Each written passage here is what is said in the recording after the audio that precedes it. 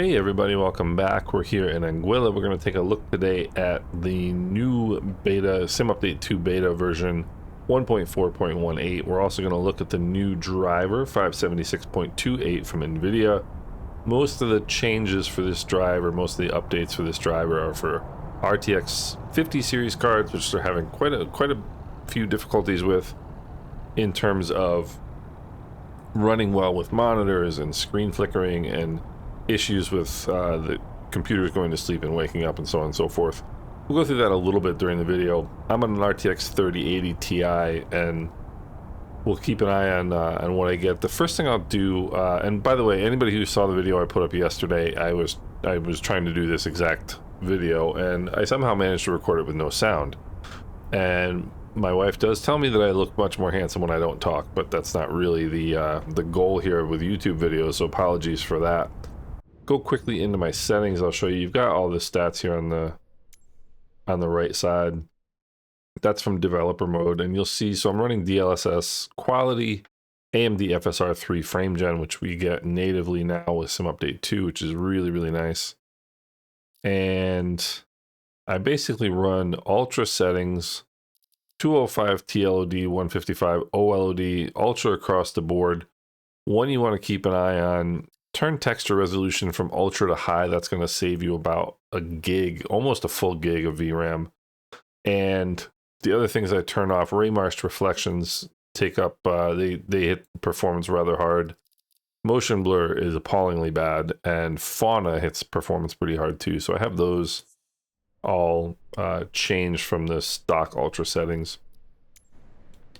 So we'll come back here into the sim and we'll get into the airplane here. And I'm going to tell the other thing I'll tell you about during this flight is I'll tell you a couple of things that I've tried that didn't work performance wise. So we'll go through that as we do the video. External power supply on, rotating beacon on, mixtures and props, full forward, master and battery switches on, fuel valves open, fuel pumps coming on, mags coming on, crack the throttles. And we'll take a look outside, make sure there's nobody out there to kill or maim. And we'll start the right engine first. Good start. As soon as your engine starts, come over and check your oil pressure. Because if you don't have oil pressure, you're running metal on metal. Either that or your oil pressure gauge is busted, one of the two. Either way, it's a good start. On the left-hand side, oil pressure is good. Let's bring the power back just a little bit. Avionics master coming on, external power supply coming off, having strobe lights coming on, fuel pumps coming off. We'll check our fuel pressures. So now we know that our fuel pumps are working. We also know that our oil pressure is good. And if you start your engines and you get no oil pressure, those red knobs there, just yank them back. You want to stop that engine as soon as possible. Transponder is squawking altitude, which I must have left on from the last flight, which is fine. Check our altimeter. Heading indicator. I don't think the heading indicator on this aircraft is particularly correct. So, toes on the brakes, release the parking brake. Lean the mixtures for taxi, which I should have done. You lean the mixtures so that your spark plugs don't foul, because if you foul your spark plugs, your engines can quit, and that's no good. So make sure there's nothing out in front of us to hit before we taxi. So my airplane should be, my real airplane should be out of annual on Friday. So now I'm really starting to buckle down in terms of my checklists and planning and stuff. So as soon as the airplane starts moving, tap your brakes, make sure they're working. I'm really starting to get kind of militant about my sim flying and making sure I don't, you know, I have a Piper Cherokee 180, so it's not, you know, not a twin engine, you know, airplane like this, but a lot, you know, the engines are both Lycomings. Procedures are very similar in a lot of ways, so I'm just trying to get my aviation brain a little bit more engaged and a little bit more precise in particular as I get ready for my real flying season, which I'm gonna bring you guys some real flying videos this year. which I'm really excited about. So I also turned, so I have live traffic on, and I turned airport traffic and air traffic to ultra, and of course that means that we now have, you know, trucks in the middle of the taxiways, in the middle of the runways. I'm reminded why I turned it off to begin with. Alright, let's get ready here. Fuel pumps coming on, flaps are set. Another thing that I don't do, and nobody does in Flight Sim, is engine run-ups, and I'm going to start doing that, especially once the Warrior comes out. The Just Flight Warrior is coming out for Flight Sim 24 here pretty soon. So final approach course looks clear. The runway looks clear in that direction. Runway looks clear in that direction. Turn our landing light on as we enter an active runway rather. Flaps are set, fuel pumps are on. Mixtures and props full forward. So I want to be vigilant. You want to keep an eye outside of your airplane to make sure there's nothing on the ground, nothing on the runway, nothing coming into land, etc. Let's get out on center line. Alright, heading indicator checks with the runway number. Takeoff power is coming in. Takeoff power is set. Engine instruments are in the green. Airspeed is alive. The airplane is accelerating normally. 70 knots. Accelerating normally is one you want to pay attention to, because it's something that not a lot of people are really conscious of. There are various reasons why your airplane might not be accelerating the way it should. You just want to check that and make sure. So 400 feet, start our turnout here. We'll bring the power back to 25 inches. We'll bring the props back to 2,500. And it is a gorgeous day to go flying. Once we level out the turn here, we'll bring the flaps up. And you want to climb at an indicated airspeed. So I'm intending to climb now to 100 knots. And the reason why you want to climb at an airspeed, you want to climb at a constant airspeed, is because on hot days, your engines aren't going to perform as well. Hot and humid days, your engines are not going to perform as well. And you're not going to get the climb performance you might get on a cold, cooler day. But you want to take whatever the engines will give you, whatever the airplane will give you on a particular day. You take that performance. So you always climb at an indicated airspeed, not at a feet per minute performance level. So Anguilla looking gorgeous. I'm assuming St. Martin. Oh, it is looking gorgeous. Gosh, it looks so beautiful. Get back in the airplane. We're coming up on our cruise altitude here. Power coming back a little bit, props coming back a little bit, and you just want to nose it over into level flight. And once you achieve level flight, we do what we call a gross trim application. So we're level right now. I'm holding the plane level and just give it a big roll of trim. You're not trying to be precise, you're just trying to get ballpark, right? And so there we go, it's starting to climb again. So now we want to give some more trim. And I'm going to start being more militant about my altitudes, my headings. I want to be precise on everything. You should be precise in your flying. It's not government work. Well, if I want to fly at 1,500 feet, I want to be at 1,500 feet, not 1,650, not 17. Not 13, not even 1450 or 1550. You want to be at 1,500 feet.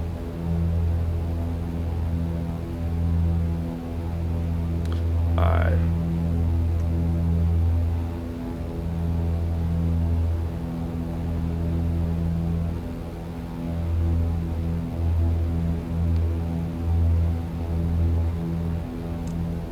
So, IFR flight, you have plus or minus 300 feet on your altitudes, but for an IFR check ride, it's plus or minus 100 feet. And instrument check rides are tough. I nailed mine.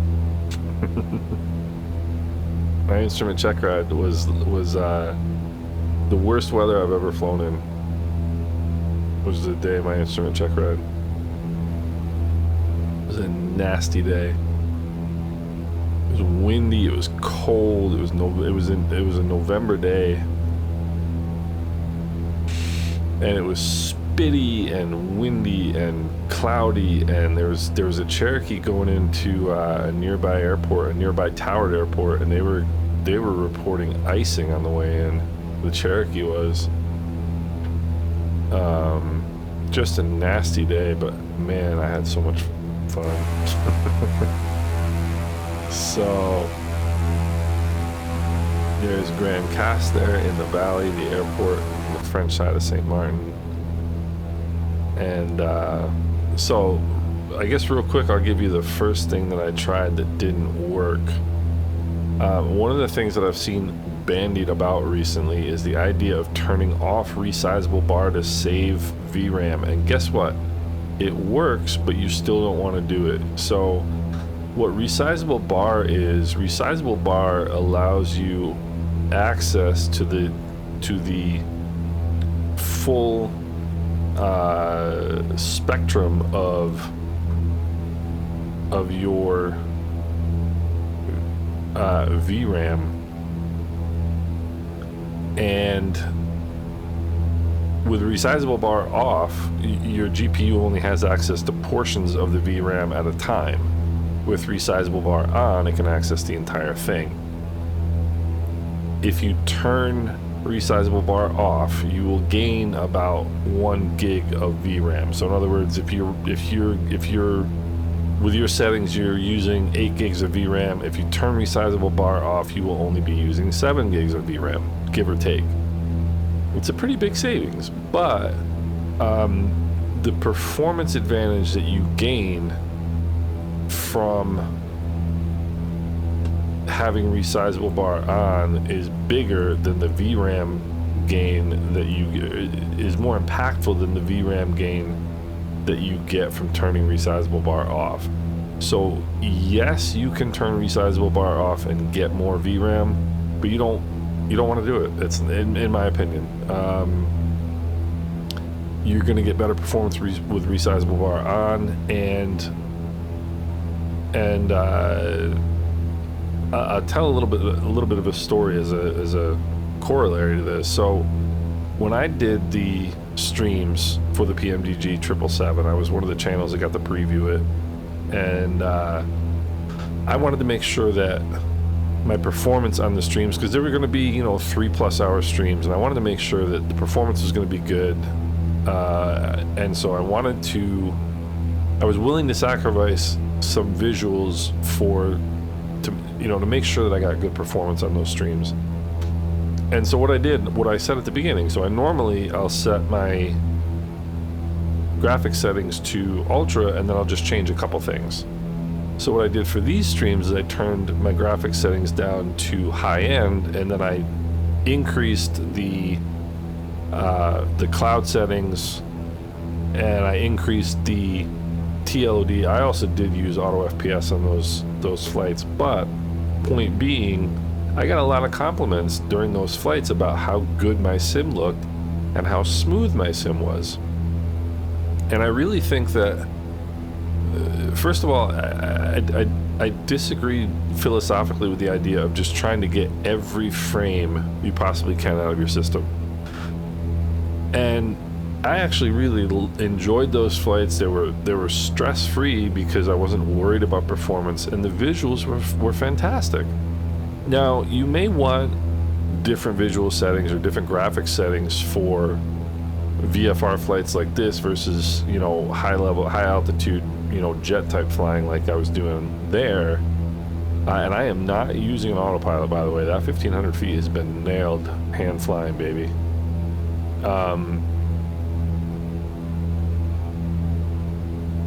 But my new philosophy isn't how high can I turn up my graphics settings before I get performance problems. My new philosophy is, can I turn it down to a level where I'm going to get really, really good performance without having to worry about it and still enjoy the flying? And that's what I did with the PMDG streams, and I really enjoyed it, and everybody who watched it enjoyed it. And so I would encourage you guys to kind of think about that a little bit. You don't have to, you know, try to get every little you know, frame out of your system. There's just bugging my heading indicator to the runway number there, and there's 1500 or 115 knots. We'll turn the give us the first notch of flaps, turn our fuel pumps on, and I'm going to keep coming back with the power. Let's turn and look and make sure there is no traffic coming in. Another thing that one of these days I'm going to do a video on things that real pilots do that sim pilots don't do, and that's one of them: checking for traffic. Always checking for traffic on real flights. So now we're in the white arc, and I'm going to turn it in here. And one of the things, so I was watching a video the other day. I'm going to get trimmed for 80 knots here. I was watching a video the other day of a Cessna Grand Caravan from St. Bart's Commuter, and he flew this approach like a boss. I mean, it was just so precise. And then the young guys now coming into St. Bart's, the older guys would always come in. They would come in over that rock, which is Sugarloaf, and they'd come down here at an angle and then turn in. You know, the short final turn in. The younger guys come straight in like this. I really liked the way he did it.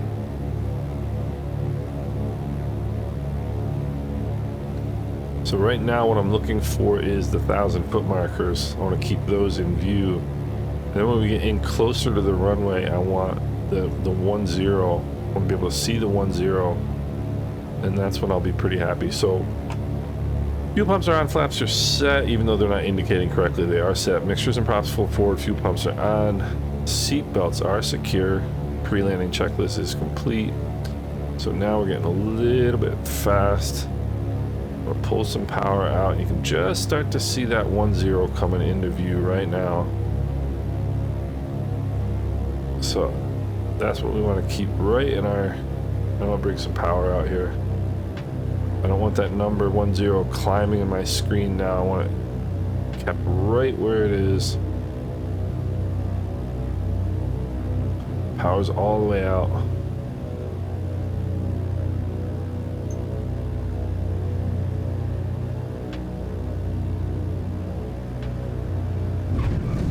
And that right there was honestly the best St. Bart's landing I've ever made. Maybe not the best touchdown, but that approach was spot on. Man, that was good. Alright, let's lean the mixtures for taxi. A little bit of a hitch coming in there. I get, like right there, kind of just after touchdown, I think it was. I get that sometimes with this airport. I don't think it's driver related. I mean, you can see my GPU, my VRAM is 7.7. I've got 11 available, so it's not. I don't think that was a. I think that's more scenery related than anything. The guys who fly into the guys and gals who fly into St. Bart's on a regular basis, with that turnaround down there. Right here, the turnaround, they call that the victory lap.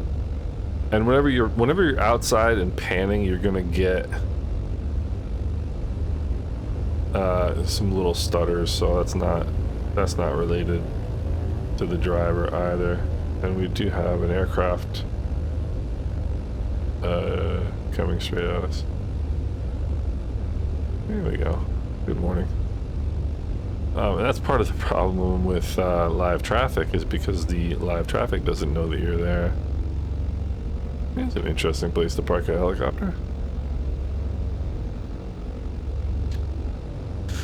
So we just have to live with these these anomalies here with live traffic, and there certainly is not an ERJ sitting here on the ground, but it's very possible that there's a lot of traffic sitting here on the ground. Papa Juliet Whiskey India, that is actually a twin otter. And I don't know what's up with the scenery, but yeah, you can see that. I should have turned my fuel pumps off. Let's go flaps up to 1 notch. Check my trim here. Yeah, I don't want that much nose up trim.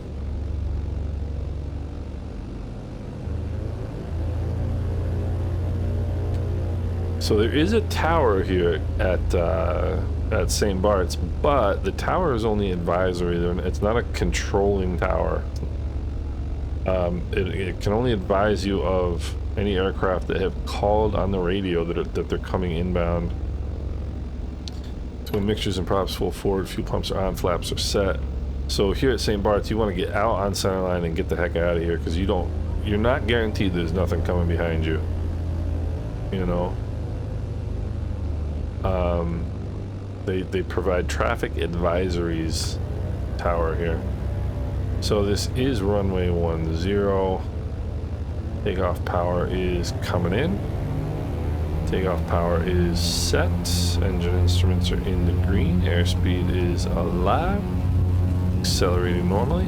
Going downhill. This one's gonna be quick. We'll be out of here pretty early here. I'm usually even off earlier than that because I usually do short field takeoffs out of here, but in any event.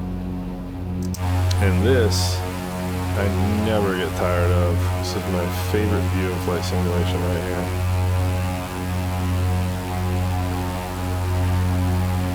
Never get tired of this view. So coming out of St. Bart's, you make a left-hand turn to a heading of 060, and then continue on your way. So props back, power back. And I'll just drop the nose a little bit here and bring the flaps up. And you can see the watercolor. One of the things, you know, you hear a lot now, people talking about how Flight Sim 2020 is wonderful, and it is. Look, Flight Sim 2020 is great. And 2 months ago, I would have told you, keep that nose down for 100 knots. 1,000 feet AGL will turn the fuel pumps off. We'll check our fuel pressures. Fuel pressures are looking good. Get that nose down a little bit. The other reason you want, like, so the common climb speeds in small, like light aircraft, either 90 knots or 100 knots. 100 knots is better because you get two things. You get better view. What you want to do is you want to be able to see over the cowling. You want to be able to see if anything's in front of you that you're going to hit. Again, checking for traffic. But the other thing is that 100 knots will give you a good airflow for your engines. These are air-cooled engines. They're not water-cooled. One of the reasons why you don't want to sit on the ground with your engine running. You're just burning it. Gross trim application. Now we'll see where that gets us here. We're a little bit high, so I'll let the plane drop here a little bit.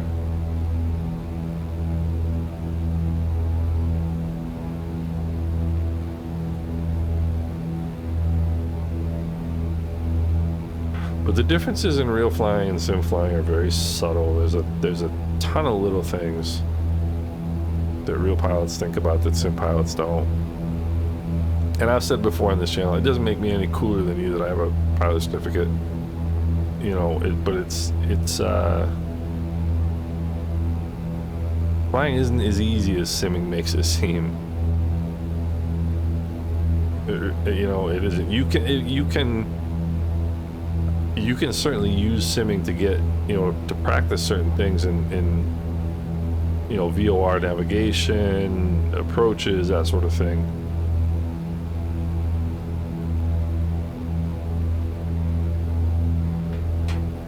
but real flying is a different bird than sim flying. Anyway, flaps are up, fuel pumps are off.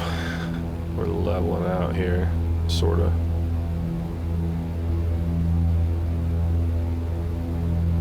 So the other thing that I tried that I was actually convinced was going to work and didn't work, and this genuinely didn't work, was two driver versions ago,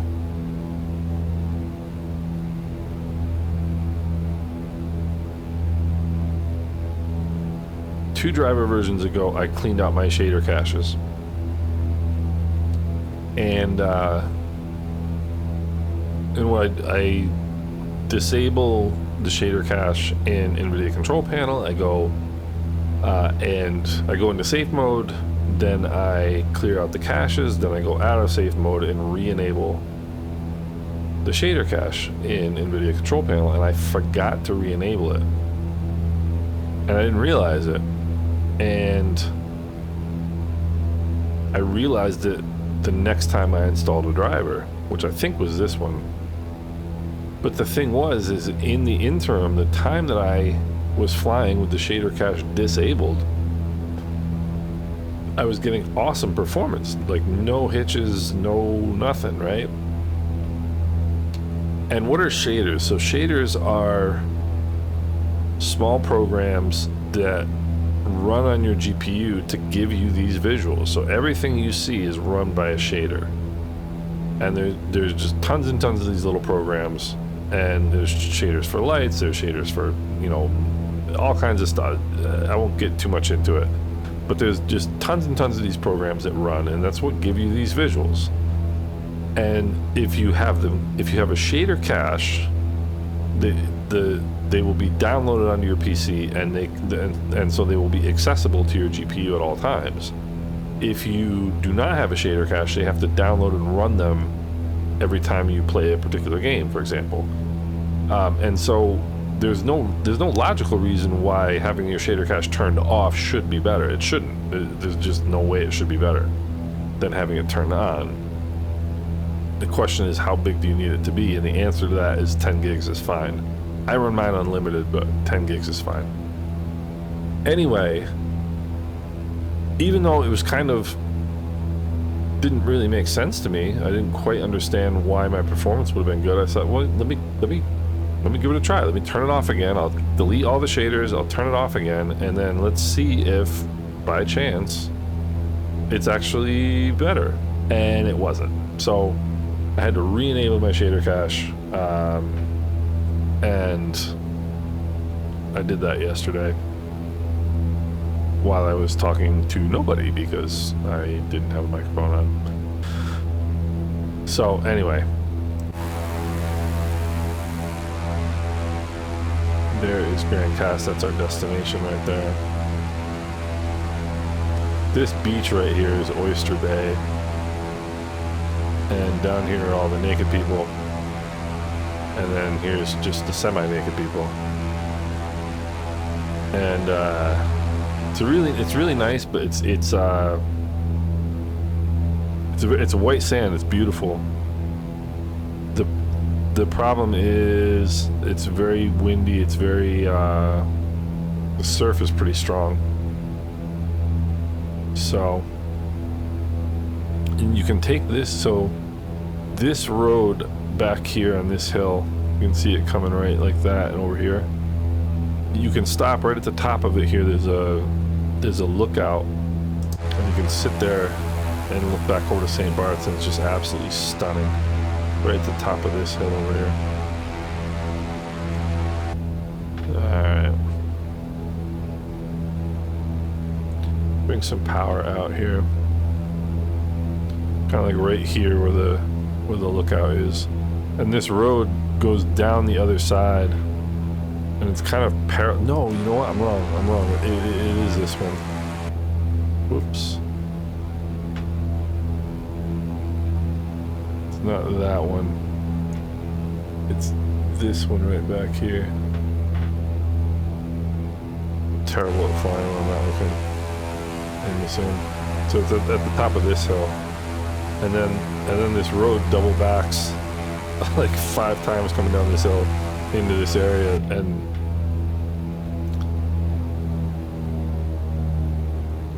this, hold on here, let me get my airplane a little bit under control. This beach right here is the nicest beach at St. Martin. It's the top of this hill where that lookout is. You can rent a condo in this area right in here for like $70 a night. It's amazing. All right, let's go fuel pumps on.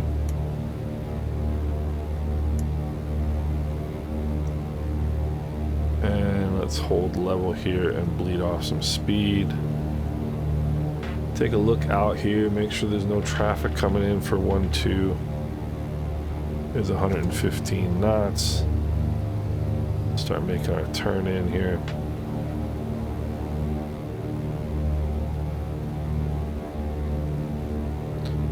Do want to start coming down.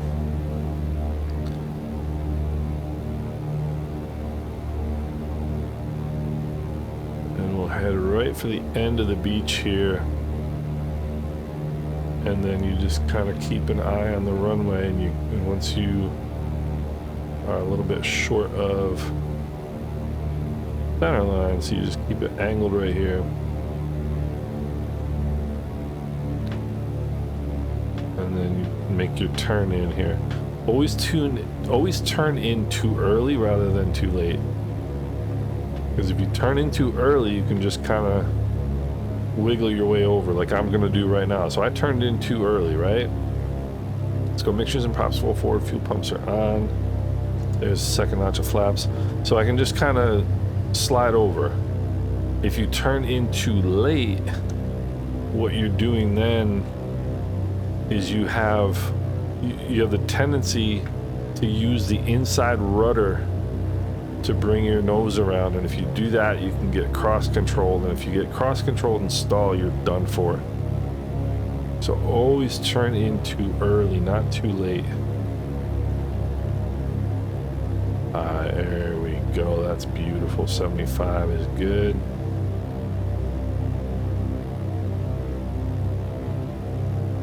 Alright. Power coming out, power's all the way out. A little bit of left rudder, a little bit of right aileron. Put that baby right on center line. Hold your crosswind correction after you touch down. Don't let your crosswind correction out. I think those, I mean, it's possible those stutters are driver related. I don't think so, but it's possible. I got stutters over at St. Bart's. I got stutter, just like tiny ones. Like after touchdown though, and coming into the ramp, I don't know if they're, I mean my VRAM is fine. I don't know.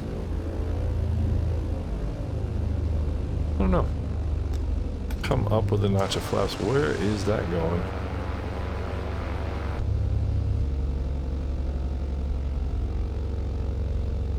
I would think by now that this is, by the way, this is Grand Cass Airport from SLH Sim Designs. One of my absolute favorites. I love this little airport. I'm getting up there on the VRAM right now, so that could be it too. But anyway, I was over here in September of last year. It's a really, really, really cool little airport.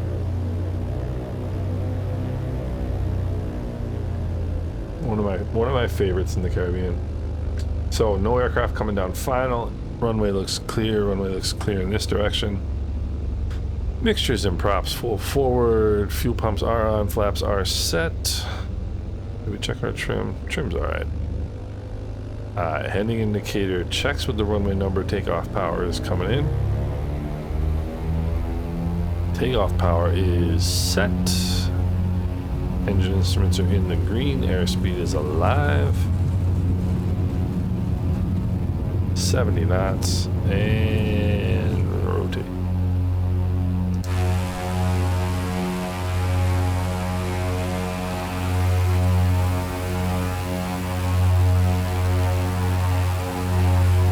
haven't mentioned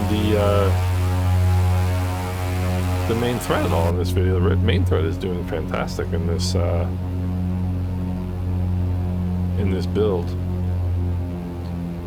Power coming back, props coming back a little bit. When you fly out of here, they want you to climb, they want you to get up high, because you're coming right out. This is that road I was telling you about. Right there, you can get that view of St. Bart's. Look at that, right there. From up the hill, right there, and you go down the other side. Down the other side, it's kind of scary actually, but you get a great view of St. Bart's. But when you're flying out of here, you're coming right over top of this beach, and with tons and tons of condos and restaurants, and they just want you to climb straight out and get altitude.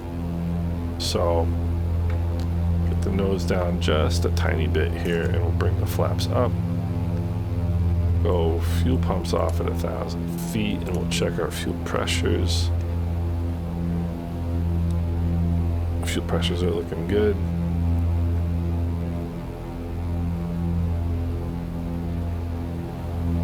So we're going to be coming up here pretty quickly on 1,500 feet. 50 feet below your cruise altitude. Bring your power back, push your nose over, bring your props back, level it off.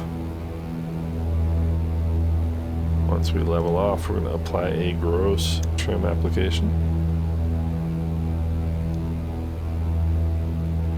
Alright, there we go. So, fuel pumps are off, flaps are set. And I knew it was going to yo-yo like that, so I got to keep an eye here. Nope, no, no. You're not getting up there. So,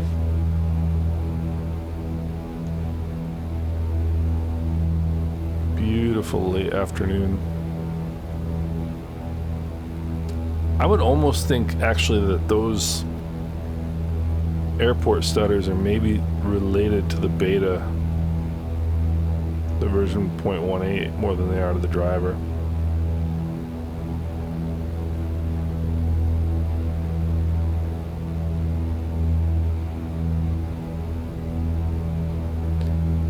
But this beach in here is, in my opinion, the nicest beach on St. Martin. It's absolutely gorgeous in there. And that is the first place I ever put my feet in the Caribbean Sea. It was about right over here. My wife and I were staying in this building right there, which used to be a hotel. And we walked down the first night we got to St. Martin. I had never been to the Caribbean before. We walked down to the beach right here. I walked into the water and I said to myself, I thought to myself, what have you been doing with your life? And ever since, I have been in love with the Caribbean.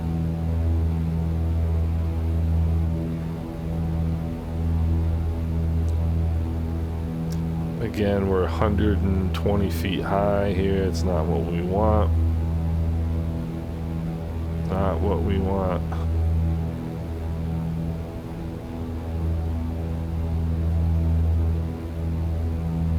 So, and my instrument instructor, well, technically my third instrument instructor, the guy I finished with, used to get on my case because he's like, why would you sit there and watch that be 100 feet high and not fix it? He drove him nuts.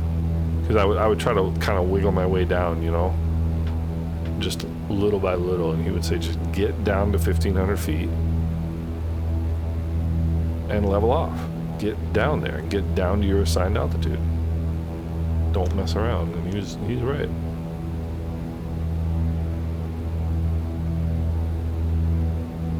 So over here is the yacht club.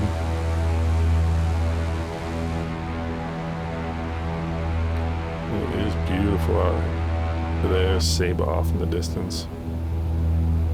Right on the other side of Anguilla here is where we stay when we go on the west side there. Caramar Beach Club on Meads Bay. Alright. Gonna bring some power back. Bring the props back. And now's a good time when you're coming in on base, which is essentially what I'm doing, right? So runway is, well, I'm not really, I'm kind of in a downwind actually.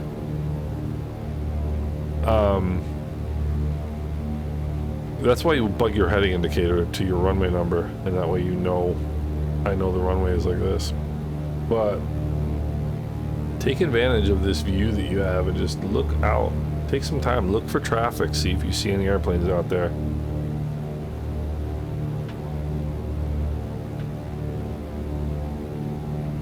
Alright. Let's go, fuel pumps on.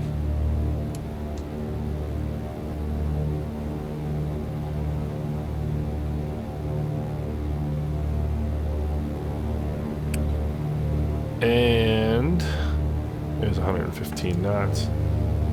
So level it off one more time, take a look down final, don't see anything. And then I'm just gonna come kind of right, that's the water treatment plant right there, by the way. I'm gonna come right along the edge of the beach here. And again, I know the runway is that way, right? Because I got my heading indicator bugged.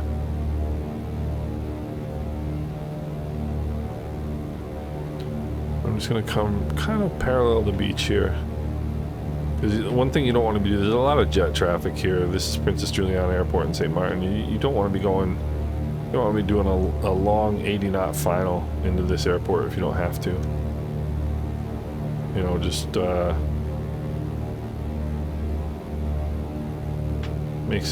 makes it easier for ATC to sequence you for traffic.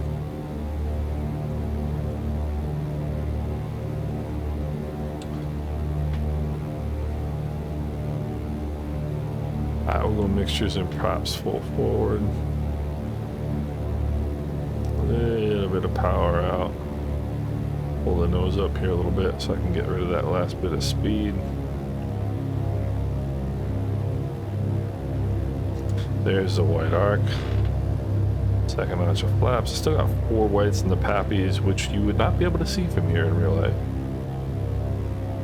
You don't see them that at that much of an angle.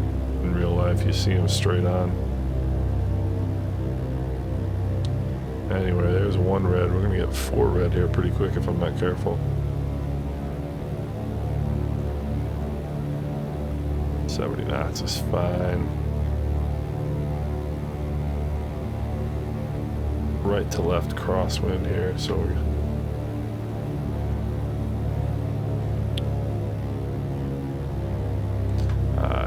center line. There's another airport stutter here.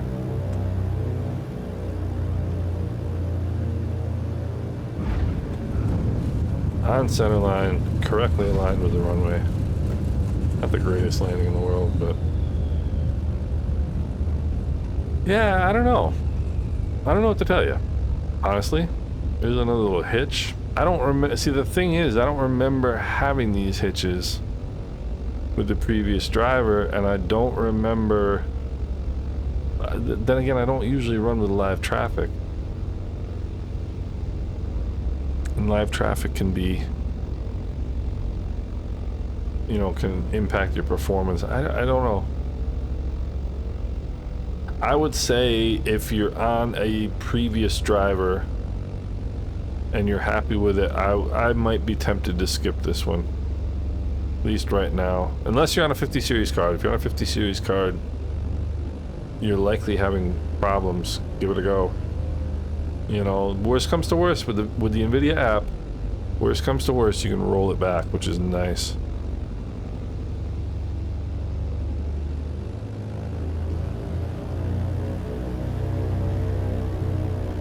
So, I mean, I'm gonna stick with this one, but alright, toes on the brakes, mixtures to idle cutoff, throttles are idle, parking brake is set, flaps coming up, fuel pumps off, avionics master off, lights coming off, and mags coming off, master and battery switches off. Come over here, we'll go chocks and boarding steps, and then we'll come over here, and open our doors for the people. Let the people free. Check our parking job. I knew I didn't do a very good job. So like I said, I'm gonna stick with this driver, but I don't necessarily. I've seen smoother ones. It could be the live traffic that I'm running that I usually don't. I don't think it's scenery related. You know, my GPU memory, my VRAM has been okay throughout. I think I would probably not recommend this one unless you're on a 50 series card. The other thing to remember, guys, if you are running, I see so many people, oh, I'm 566.36 is a bit, you know, apparently the greatest driver of the last decade, I guess, from what I read. But anything under 570 has security vulnerabilities. So if you're running 566.36, you have a security vulnerability with that driver. Anything over 570, they've fixed that security vulnerability. I don't know what it is, but do you want a security vulnerability in your system? I don't. So just keep an eye, you know, keep that in mind. If you're running 566.36, I would encourage you to upgrade. This one, 576.28, I can't give it a universal recommendation just because I'm just not sure. 576.02 is the one I was running before, ran really well. So anyway, thoughts, comments, questions, you guys have them, please put them in the comment section below. I appreciate you guys watching. I hope everybody's doing well, and we'll talk soon.